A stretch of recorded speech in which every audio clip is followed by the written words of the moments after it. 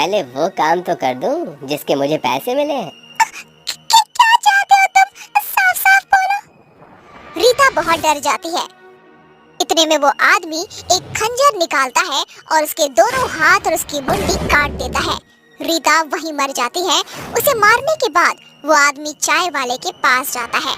जब सीता कूड़े बिनने वाले के हाथ में खून से लथपथ खंजर देखती है तो वो डर जाती है, लेकिन तभी पीछे से चाय वाला उसका मुंह दबाकर उसे वहीं ले जाता है जहां उसने उसकी बहन रीता को मारा था।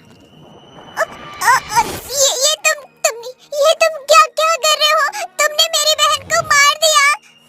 सीता कुछ कहती इससे पहले उस आदमी ने उसके दोनों हाथ और उसकी मुंडी काट दी। उस दिन दोनों बहनें मर जाती हैं। उनकी मौत क्यों हुई आज तक इस बात का पता नहीं चला।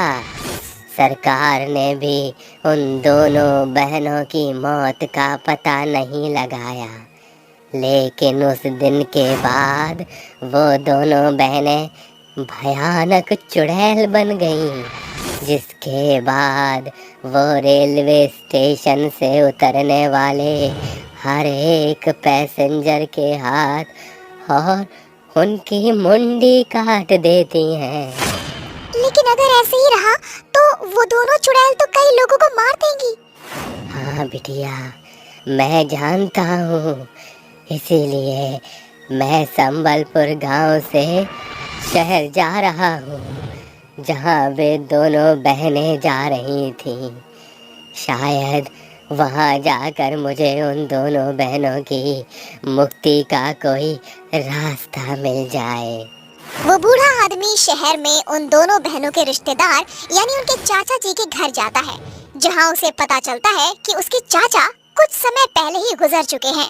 तभी रीता सीता की चाची उर्मिला उस बूढ़े आदमी से कहती हैं, बाबा, मैं ज्यादा कुछ नहीं जानती, लेकिन अपने पति को हमेशा किसी बात को लेकर परेशान देखा करती थी और मरते समय उनकी जेब से ये एड्रेस मिला था मुझे, शायद आपके किसी काम आ जाए। वो बूढ़ा आदमी उस एड्रेस पर पहुंच जाता है जहां उसे एक बहुत ही जाने माने तांत्रिक बाबा मिलते हैं, जो उस बूढ़े आदमी से कहते हैं, उन दोनों बहनों की मौत उनके चाचा नत्थू लाल ने करवाई थी। वो चाहते थे कि उनके मरने के बाद गांव की सारी जमीन वो हड़प ले, लेकिन उन दोनों बहनों की मौत के बाद वो दोनों चुड़ैल बन गईं और नथुलाल को रेलवे स्टेशन की कहानी पता चली तो उसे डर के मारे हार्ट अटैक आ गया। बाबा, मेरी मदद करो उन दोनों बहनों को मुक्ति दिलाने में। उन्हें मुक्ति नहीं मिली तो वो ऐसे ही सबको मारती रहेंगी। वो बूढ़ा आदमी तांत्रिक बाबा को रेलवे स्टेशन लेकर जाता है और जैसे ही रात के 3 बजते हैं, वो दोनों चुड़ैल सामने आती हैं और जोर जोर से हंसने लगती हैं। चले जाओ यहाँ से, ये रेलवे स्टेशन मेरा है, मैं सबको मार दूंगी। हम तो तुम्हें केवल यहाँ तुम्हारी मौत का कारण बताने आए थे। हमारी मौत का कारण? तांत्रिक उन दोनों को उनकी मौत का कारण बताता है, जिसे सुनकर वो दोनों रोने लगते हैं। तभी तांत्रिक बाबा उसके चाचा नाथूलाल की आत्मा को बुलाते हैं और इसके बाद नाथूलाल गिड़गिड़ाते हुए दोनों चुड़ैलों से माफी मांगता है। बिटिया, हमका माफ कर दो, हमसे बहुत बड़ी गलती हो गई।